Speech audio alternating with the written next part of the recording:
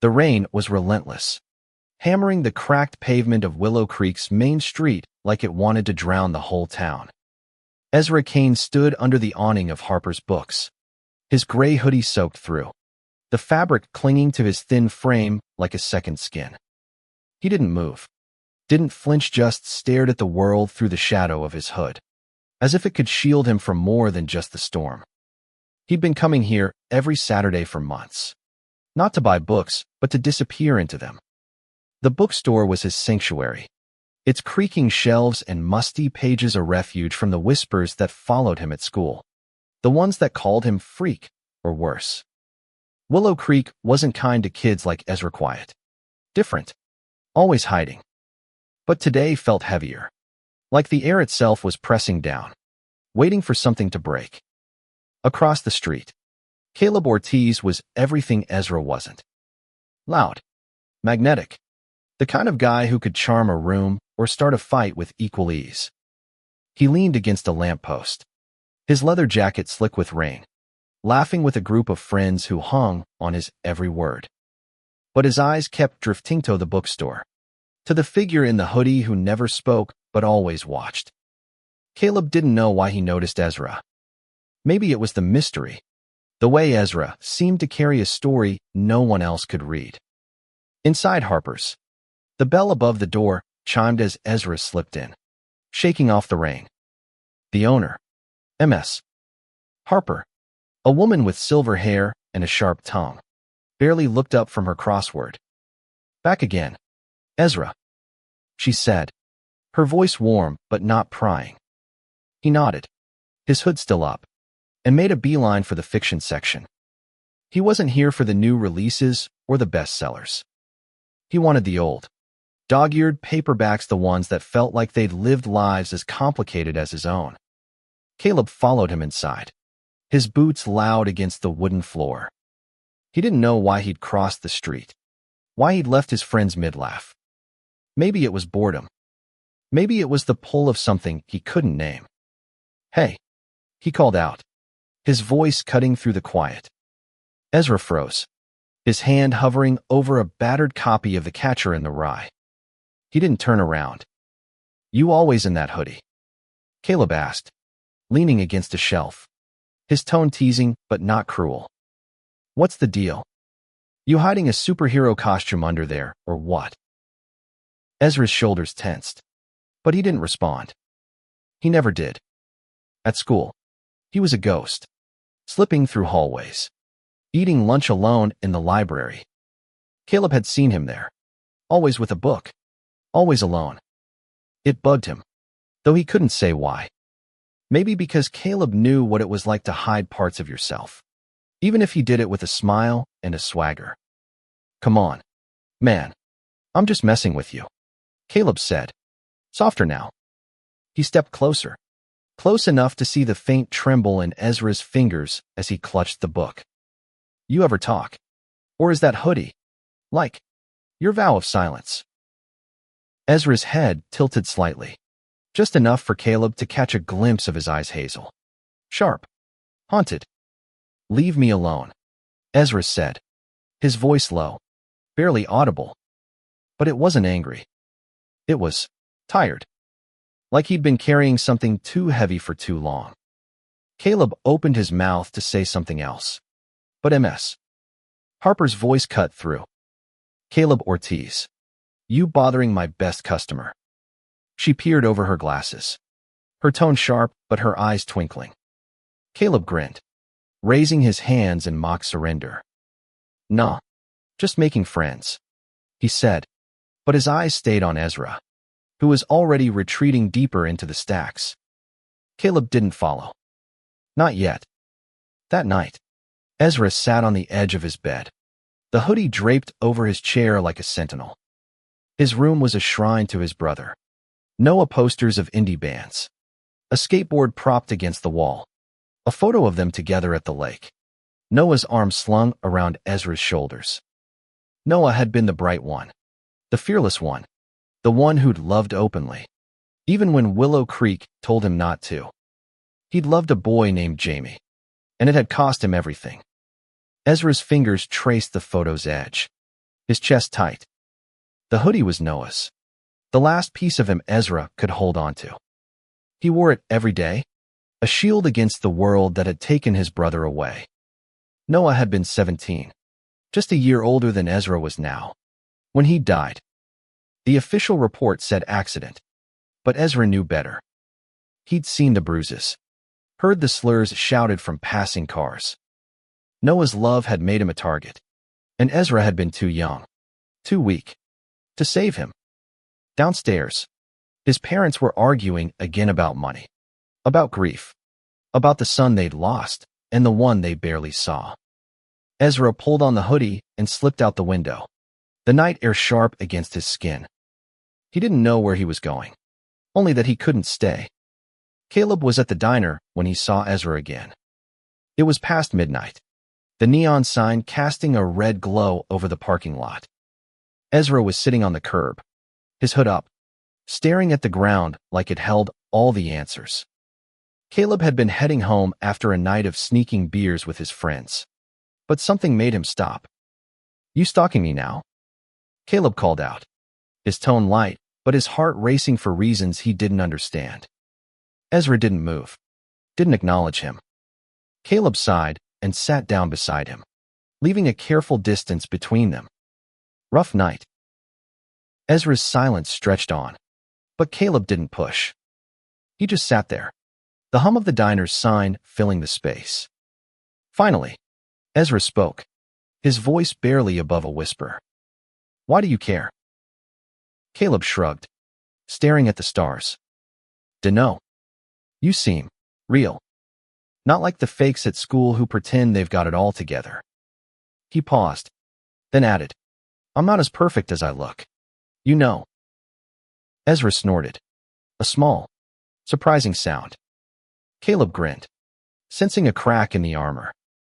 "See, you can laugh. Thought you were allergic or something." Ezra's lips twitched, but he didn't reply. They sat in silence, the night wrapping around them like a secret. For the first time in months, Ezra didn't feel completely alone. The next morning, Willow Creek High buzzed with the usual chaos, lockers slamming, laughter echoing, rumors spreading like wildfire. Ezra navigated the halls like a shadow, his hoodie a barrier against the stairs. He'd learned to move unnoticed, to blend into the background. But Caleb's presence last night lingered in his mind, an unwelcome spark in the dark. In English class, their teacher, Mr.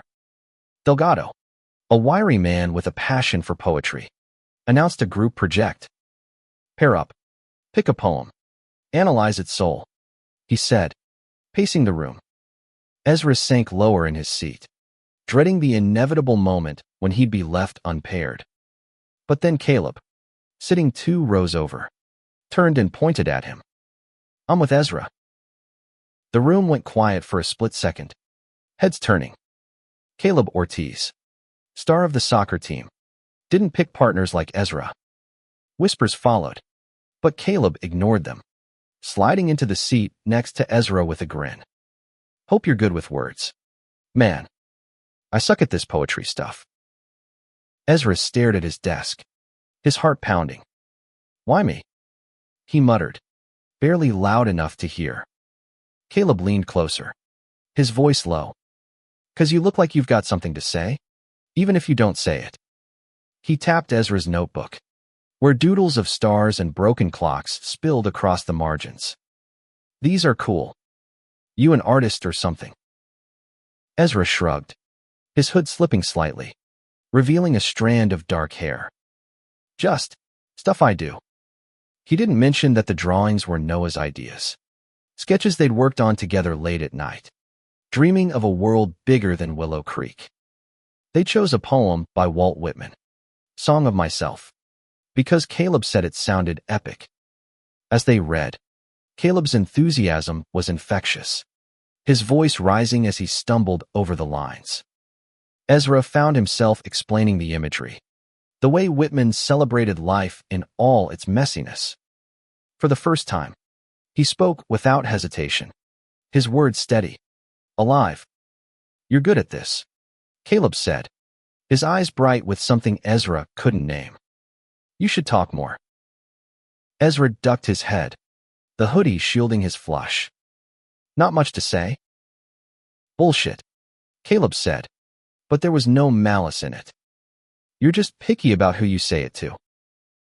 After school, Ezra headed to the bookstore, his usual routine. But this time, Caleb was there, sprawled in an armchair with a comic book he clearly wasn't reading. Yo, thought I'd find you here, he said, tossing the comic aside. Want to work on the project? Ezra hesitated, then nodded. They sat at a corner table, surrounded by the hum of the bookstore. Ms. Harper brought them coffee black for Ezra, loaded with sugar for Caleb.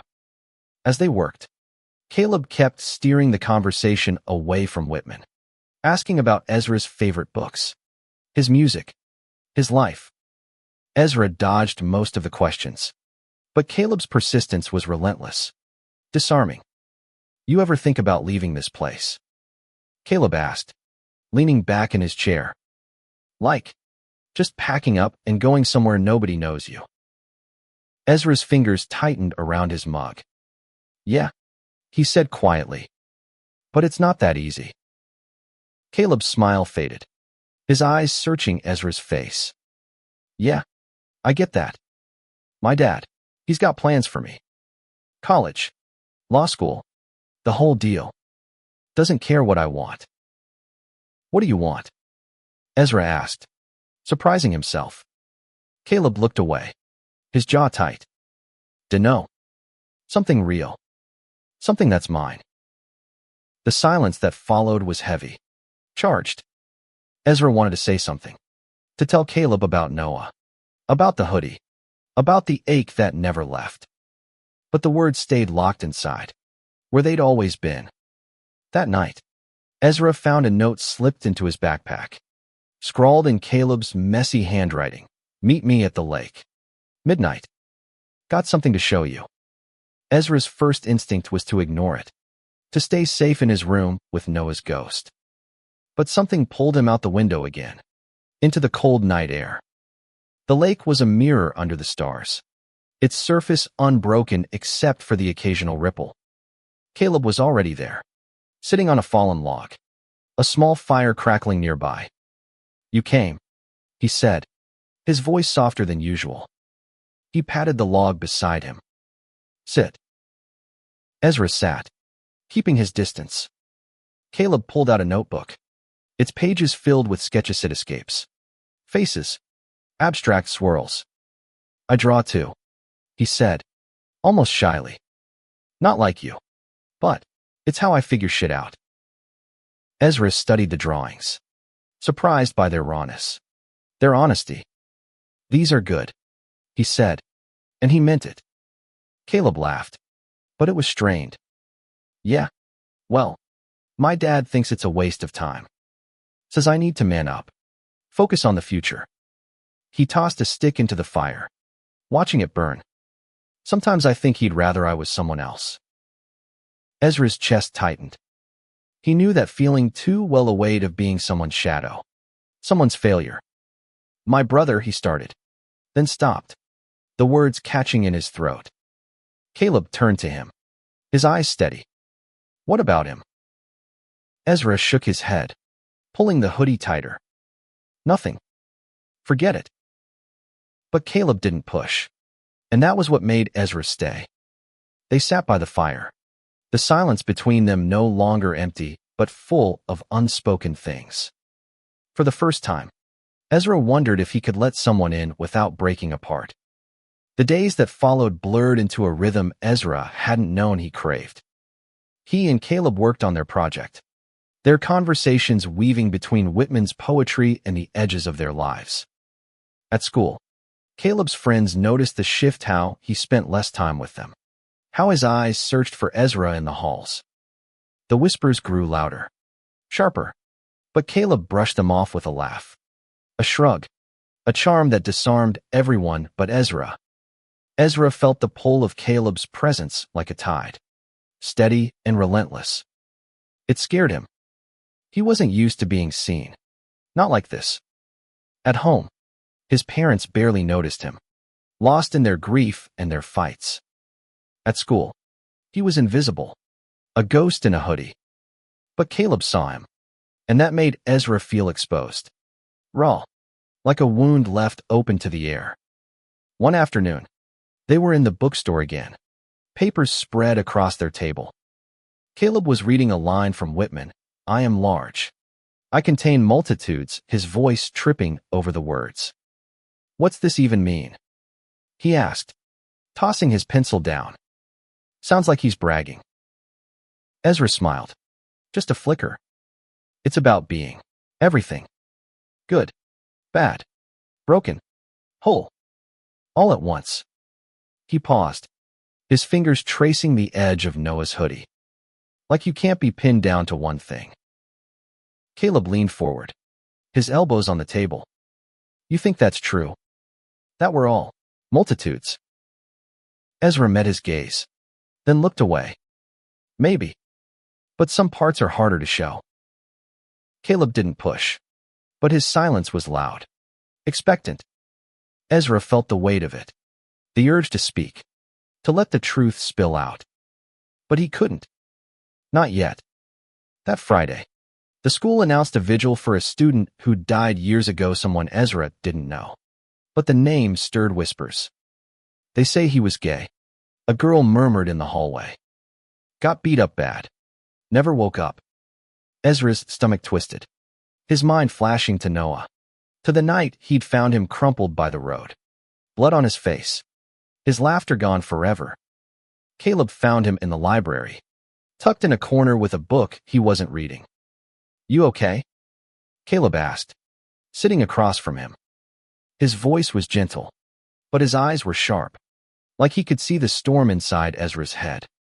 Ezra nodded, but his hands were shaking. "Just tired," he lied. Caleb didn't buy it. He reached across the table, his fingers brushing Ezra's wrist. The touch was brief, electric, and Ezra pulled back like he'd been burned. "Don't," he said, his voice sharp. Caleb's face fell, but he didn't argue. "All right," he said softly. "But I'm here. Okay. If you need me." Ezra wanted to believe him, wanted to trust that someone could care without breaking him. But trust was a luxury he'd lost when Noah died. That night, the vigil was held in the school's courtyard, candles flickering against the dusk. Ezra didn't want to go, but Caleb had texted him, "Meet me there. Please." Against his better judgment, Ezra went, his hoodie pulled tight, his heart racing. The courtyard was crowded. Students and teachers gathered in a loose circle. A girl spoke about the student who'd died, her voice breaking as she talked about his kindness, his courage.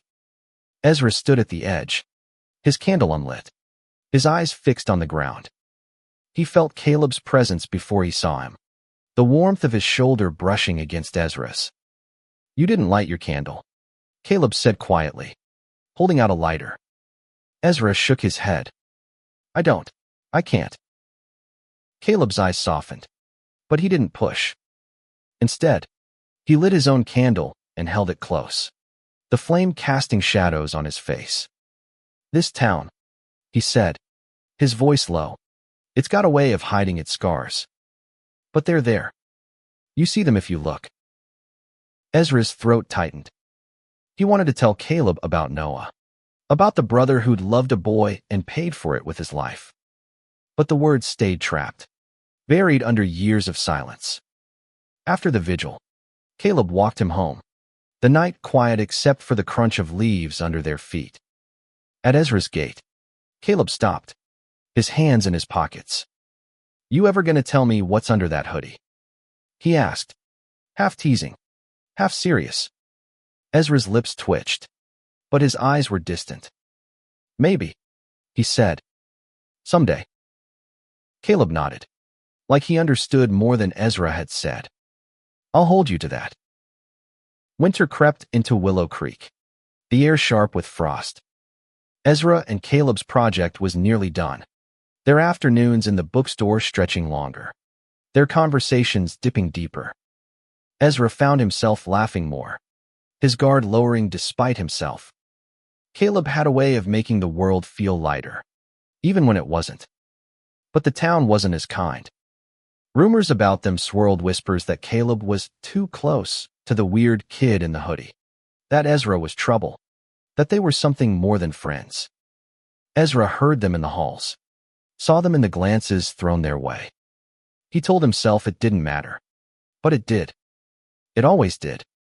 One Saturday, they were at the bookstore when a group of Caleb's friends walked in. Leading them was Derek, a broad-shouldered senior with a smirk that cut like a knife. "Ortiz, you slumming it now," Derek said, eyeing Ezra. "Thought you had better taste." Caleb's jaw tightened, but his voice stayed calm. "Back off, Derek. We're working." Derek laughed, loud and mean. "Working? Sure. Looks like you're babysitting the freak." He stepped closer, his shadow falling over Ezra. "What's with the hoodie? Man, you hiding something weird under there?" Ezra's hands clenched, his heart pounding. He wanted to disappear, to melt into the shelves. But Caleb stood, his chair scraping the floor. "Say that again," he said, his voice low. "Dangerous." Derek didn't back down. "What? You into him now? Didn't know you swung that way. Ortiz." The air crackled with tension. "MS." Harper appeared, her voice sharp. "Out. Derek. Now." He left, his friends trailing. But the damage was done. Ezra's hands shook as he gathered his things. His hood pulled low. "You okay?" Caleb asked, his voice soft but urgent. Ezra nodded, but he wasn't. He left without a word, the cold air hitting him like a slap as he stepped outside. Caleb followed, calling his name, but Ezra kept walking, his breath hitching. He didn't stop until he reached the lake, the same spot where Caleb had shown him his sketches. Caleb caught up, out of breath. "Ezra, talk to me. What's going on?" Ezra spun to face him, his eyes blazing. "You don't get it, do you? This tone, it chews up people like me. Like my brother." His voice broke, and he hated it, hated the tears burning his eyes. "You think you can just be my friend, and it'll be fine. It won't." Caleb's face softened, but he didn't look away. "I'm not going anywhere," he said. "Not unless you tell me to." Ezra's anger faltered, replaced by something rawer, heavier. He sank onto the frozen ground, his hood falling back just enough to show his face pale, sharp, vulnerable. "My brother, Noah," he said, his voice barely audible. "He loved a boy, Jamie. They were happy until they weren't." Caleb sat beside him, silent, listening. Ezra's words came slowly, each one a shard of glass. "They found him by the road. Said it was a hit and run. But I saw the bruises. I heard what they called him." He swallowed, his voice breaking. "He was 17. I was there when he died." Caleb's hand hovered, then rested on Ezra's shoulder, light but steady. "I'm sorry," he said, and it wasn't pity, it was real, raw, like he felt the weight of it too. Ezra pulled the hoodie tighter. Noah's hoodie, the one he'd worn every day since. This was his. He whispered, "It's all I have left." Caleb didn't say anything, just stayed there, his presence a quiet anchor. For the first time, Ezra didn't feel like he was drowning. The confession by the lake changed something between them. Ezra felt lighter, like he'd shed a layer of armor, but it left him raw, exposed. Caleb didn't treat him differently, didn't tiptoe around him like he was fragile. Instead, he was just there, at the bookstore, in the halls, by the lake. A constant, steady presence that Ezra didn't know how to trust but couldn't push away. At school, the rumors grew uglier.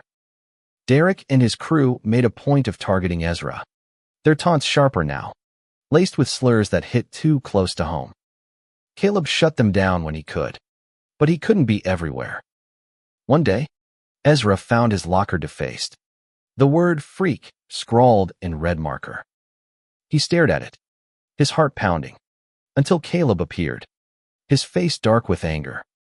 "They're assholes," Caleb said, grabbing a rag from the janitor's closet and scrubbing at the marker. "Don't let them get to you." Ezra didn't respond, but he helped clean, their hands brushing as they worked. When they finished, Caleb looked at him, his eyes fierce. "You don't deserve this shit. You know that, right?" Ezra shrugged, his hood shielding his face. "Doesn't matter what I deserve. It's just how it is." Caleb's jaw tightened. "It doesn't have to be." That weekend, Caleb invited Ezra to a party at his house. "It's just a few people," he said, his tone casual but his eyes hopeful. "You don't have to stay long." Ezra almost said no. Parties weren't his thing, too loud, too crowded, too many eyes. But Caleb's smile was hard to refuse, and Ezra found himself nodding. He showed up in Noah's hoodie, feeling out of place among the music and laughter. Caleb's house was warm, cluttered with family photos and mismatched furniture, a stark contrast to Ezra's silent home. Caleb found him in the corner, nursing a soda. "You made it," he said, his grin wide. He was different here, looser, his leather jacket swapped for a flannel shirt. "Come on, let me show you something." He led Ezra upstairs to his room, a small space filled with art supplies and sketches pinned to the walls. "This is my escape," Caleb said, gesturing to a canvas in Progressa's cityscape bursting with color. "When my dad's on my case, I come here." Ezra studied the painting, its bold lines and vibrant hues. "It's alive," he said, the words slipping out before he could stop it. Caleb laughed, soft and warm. "Yeah, thanks." He stepped closer, his shoulder brushing Ezra's. "You ever paint?" Ezra shook his head. "Noah did. I just draw." "Show me sometime," Caleb said, his voice low, earnest. Ezra met his gaze, and for a moment, the world narrowed to just them, the air thick with something unspoken. The moment broke when someone called Caleb's name from downstairs. He sighed, running a hand through his hair. "Duty calls. You good?" Ezra nodded, but as Caleb left, he felt the weight of the hoodie again, Noah's presence heavy on his shoulders. He wandered back to the party, but the noise was too much, the eyes too sharp. He slipped out the back door, the cold night air a relief. Caleb found him later, sitting on the porch. "You bailed," he said, sitting beside him. "Too much." Ezra nodded, his hands fidgeting. "I'm not good at this. People." Caleb's smile was soft, understanding. "You're good with me." Ezra's heart stuttered, but he didn't look away. "Maybe," he said, and it felt like a confession. Spring arrived, tentative and fragile, like Ezra's trust in Caleb. They spent more time together, their project long finished, but their connection stronger. Caleb's friends stopped questioning it, and even Derek backed off, though his glares lingered. Ezra felt the town watching, waiting, but with Caleb beside him, it was easier to ignore. One evening, they were at the lake again, the water reflecting the fading light. Caleb had brought his sketchbook, and Ezra had Noah's old journal, filled with poems and drawings. They shared them, their voices soft, their laughter mingling with the rustle of leaves. It was the closest Ezra had felt to peace since Noah died. "I've been thinking," Caleb said, his tone hesitant, "about telling my dad. About me." He looked at Ezra, his eyes vulnerable. "I'm not like him. I don't want his life." Ezra's heart raced. He knew what Caleb was saying, what he wasn't saying. "What do you want?" he asked, echoing their first conversation by the lake. Caleb's gaze held his, steady and sure. You.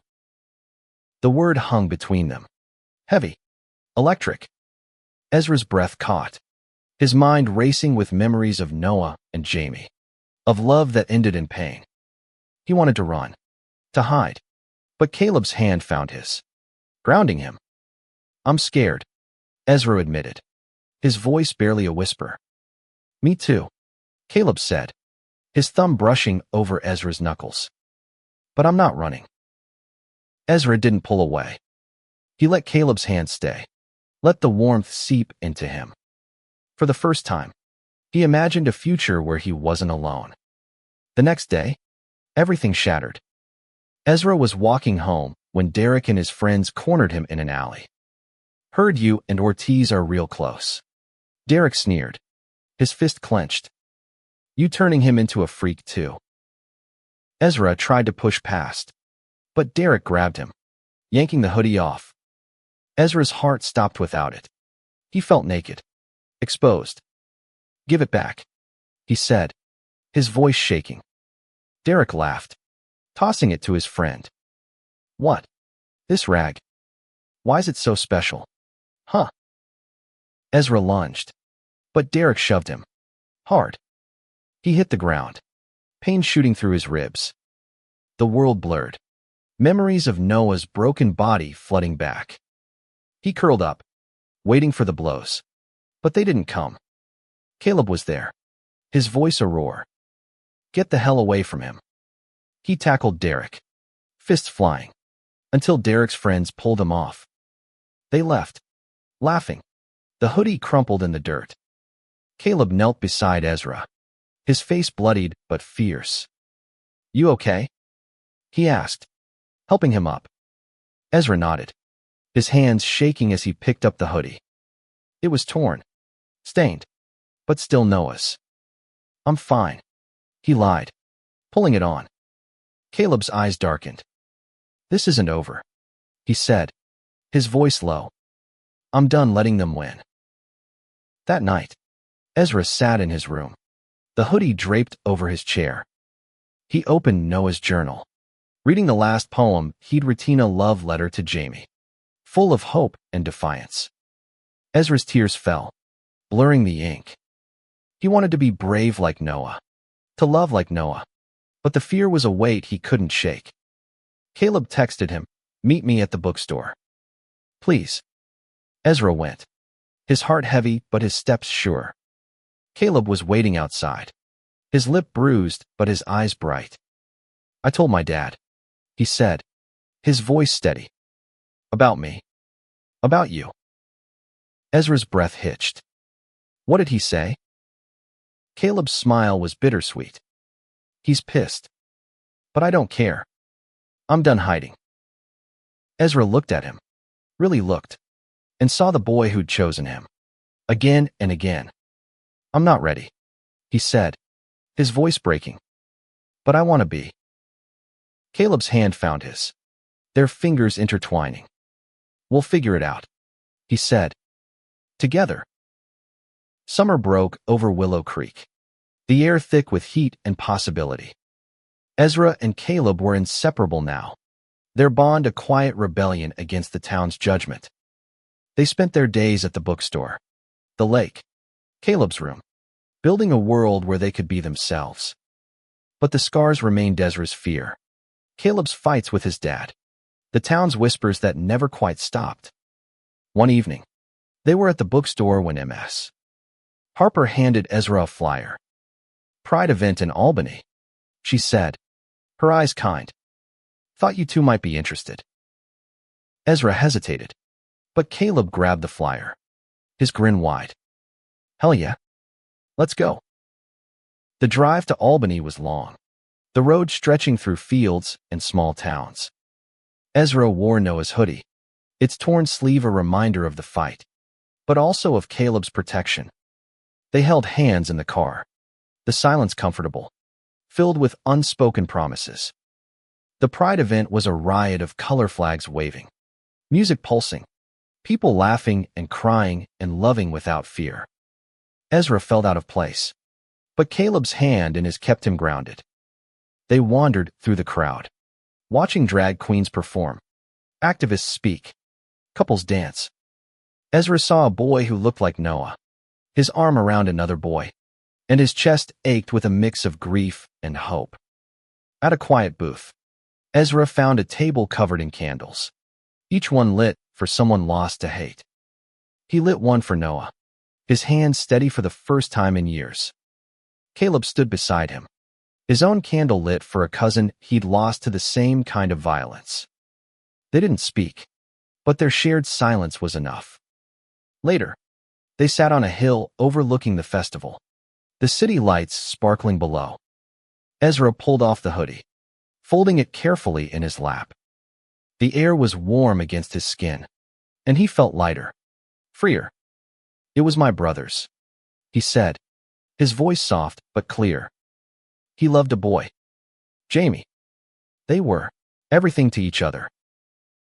Caleb listened, his eyes never leaving Ezra's face. "He sounds like he was brave." "He was," Ezra said, a tear slipping down his cheek. "I want to be like him."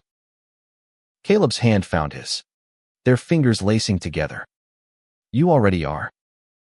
Ezra looked at him, at the boy who'd seen him when no one else did, who'd fought for him, who'd chosen him.